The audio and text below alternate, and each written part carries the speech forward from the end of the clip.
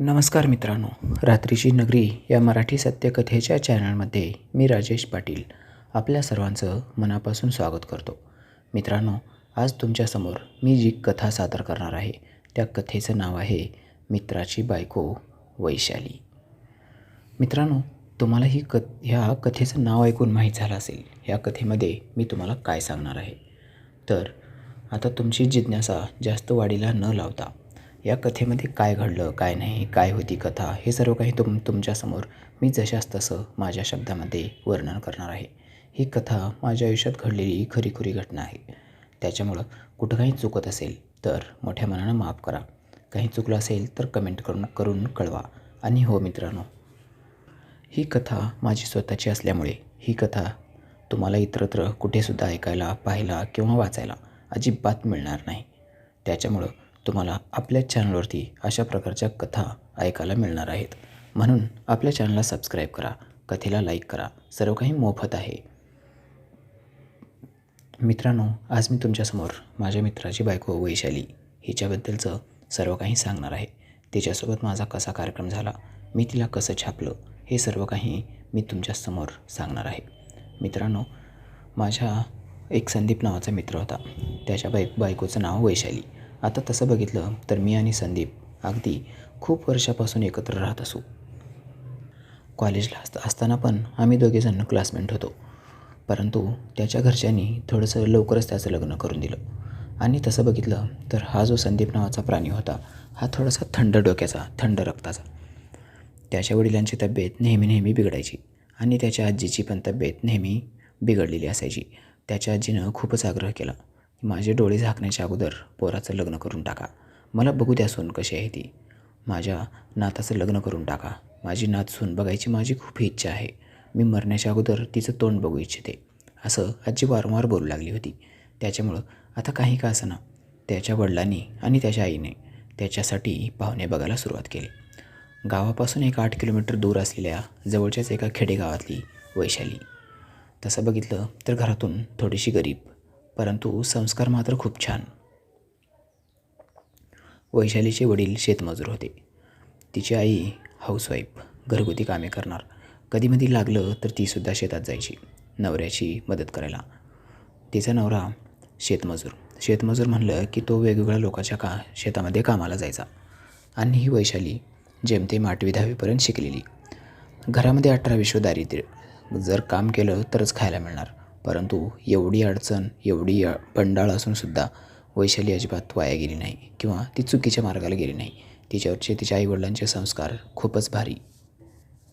गावातले लोक कुणाची मिसाल जर द्यायचं कोणाला म्हणलं तर वैशालीचं नाव घ्यायचे. कामामध्ये पारंगत, स्वयंपाकामध्ये 1 नंबर आणि अभ्यासामध्ये तर विचारूच नका. तसं बघितलं तर तिनं मेरिटमधून पास झालेली होती. परंतु घरची परिस्थिती नसल्यामुळे तिला पुढचं शिक्षण घेता आलं नाही. आणि आणखीन एक गोष्ट, आता सध्याच्या युगामध्ये एक गोष्ट होते, मेरिटमध्ये विद्यार्थी आला की त्याला दत्तक घेणारे किंवा त्याच्यावर पैसा खर्च करणारे अनेक लोक आपल्याला बघायला मिळतात. परंतु त्या काळामध्ये तसं नव्हतं. कुणी मेरिटमध्ये येऊ किंवा कुणी नापास होऊ, कुणी कुणाच्यामध्ये पडायचं नाही. कारण पद्धत तशी नव्हती. आपल्या घरच्या लेकरांना सांभाळणं ज्याची त्याच्या नाकी नवं आलेलं होतं. कारण एवढा पैसा अगोदर नव्हता. मित्रांनो, आता वैशाली जरी एकदम गरीब घरची असली तरी तिला कसलीच हाव नव्हती. एकदम इमानदार आणि एकदम प्रामाणिक. आता ही इमानदार आणि प्रामाणिक वैशाली संदीपच्या गळ्यात पडणार होती. संदीपच्या घरच्यांना म्हणजे त्याच्या आईवडिलांना ही वैशाली खूप सुसंस्कारी वाटली आणि ती होतीसुद्धा तशीच.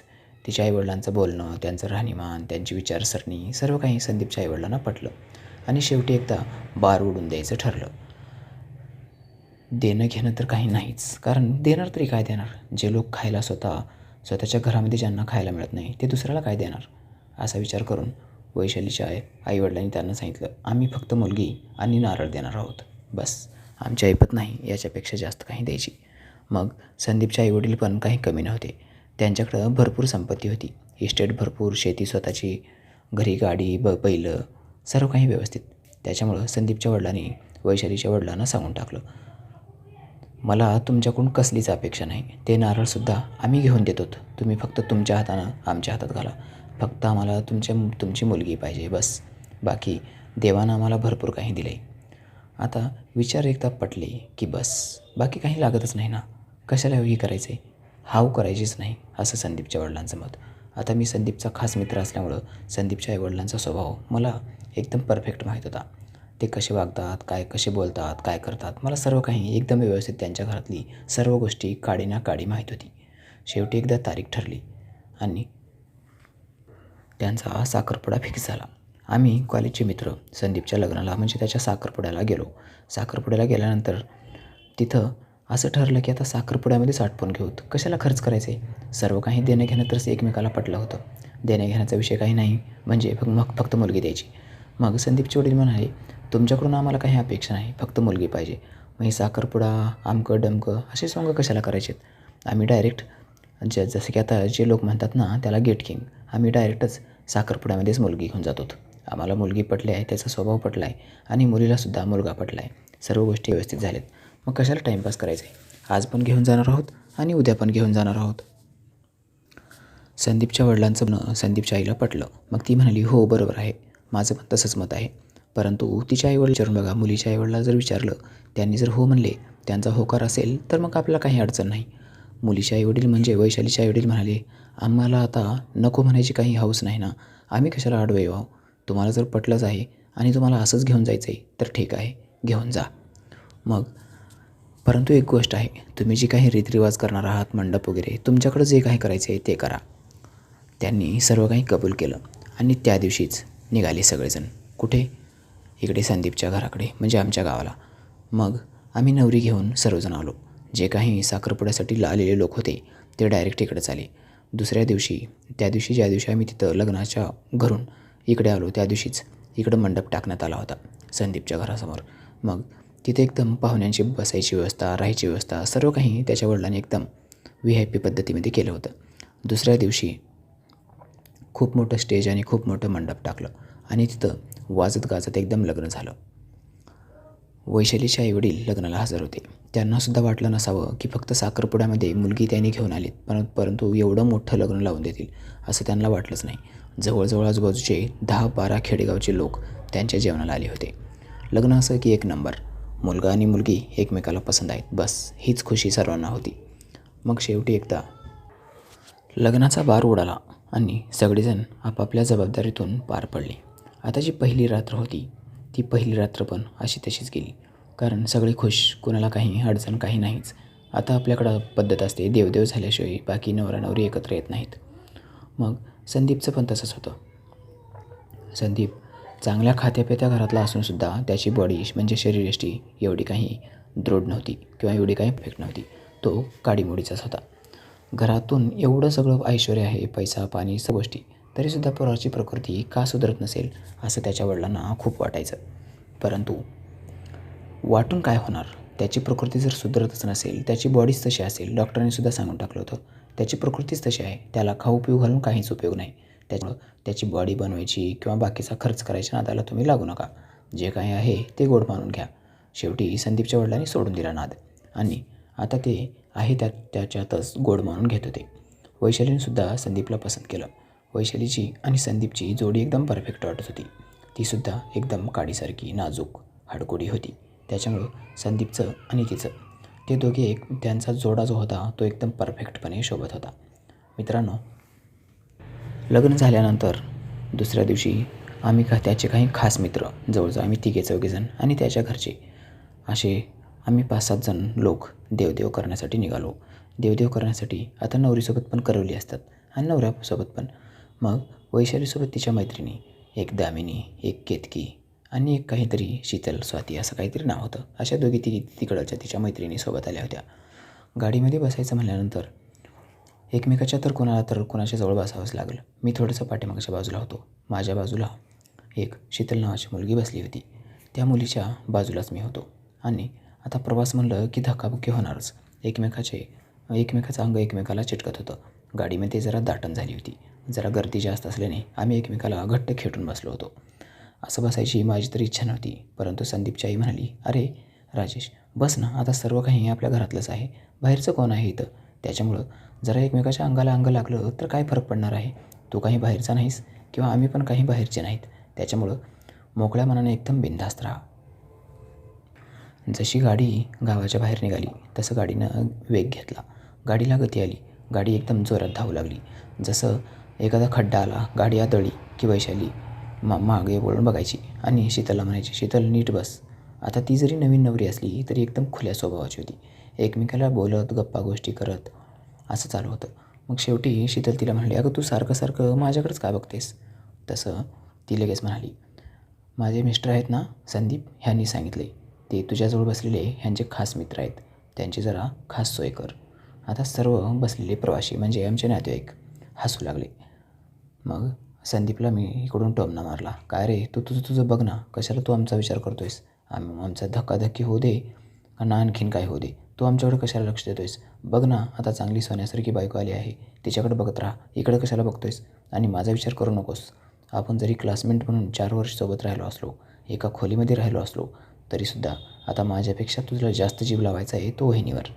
बाकीचा विचार करू नकोस, राहा रिलॅक्स आणि दे सोडून इकडचं सर्व. असं म्हणून मी त्याला टोमणा मारला आणि हसू लागलो. संदीपची आई पण हसू लागली आणि वडील पण. मग संदीपचे वडील म्हणाले, अरे पोरांनो, एकमेकांचा जीव आहे तुमचा.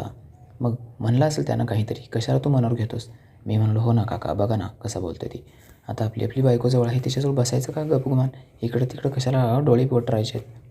मग शीतल मला म्हणाली, अहो साहेब, त्यांनी म्हणले म्हणून काय झालं? आमच्या दाजीला काही नका बोलू आणि टेन्शन पण नका घेऊ, बोलणं म्हणून काय होत नसते. मी म्हणलो, तुम्हाला पण एवढं फडफड करायची काही गरज नाही, बसा ना तुम्ही पण. मग माझ्याजवळ एक माझा सचिन नावाचा मित्र होता. तो मला म्हणाला, अरे आलेल्या करुलीसोबत पण जोडलं का काय लगेचच? मैत्री करून घेतलास का काय? मी म्हणालो, ही माझी खास मैत्रीण आहे.